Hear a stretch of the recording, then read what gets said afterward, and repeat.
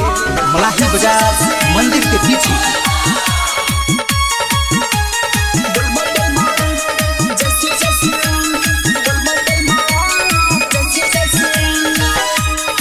DJ Bittu मलाही बाजार,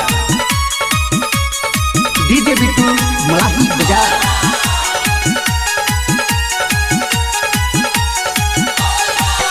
बोले दानी बोले ये तेरा बम, पीता हूँ गाजा नहीं है कुछ गम। बोले दानी बोले ये तेरा बम, पीता हूँ गाजा नहीं है कुछ गम। बोलू जाए कहा तेरे नाम का, बोलबम बोलबम जैसू जैसू, बोलबम बोलबम जैसू जैसू। हे भोले दानी बोले ये तेरा बम, पीता हूँ गाजा नहीं है कुछ गम।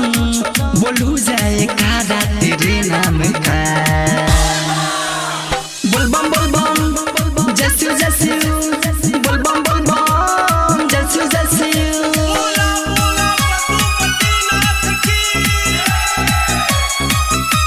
बिट्टू डीजे मलाही बाजार मंदिर के पीछे।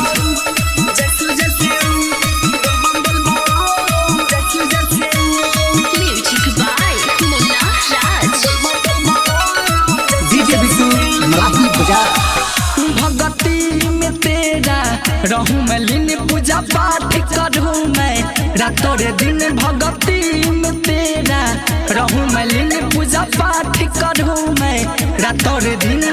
कालू का तू महाकाल, सब दुख मुसीबत टूटा है, मुझको बना दे किसी काम का।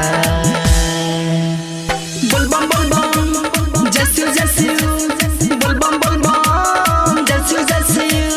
बोली बोली बाबा सोमेश्वरनाथ की। बोलबम बोलबम जैसू जैसू, बोलबम बोलबम। डीजे बिट्टू मलाही बाजार, बोलबम बोलबम जैसू जैसू। डीजे बिट्टू मलाही बाजार।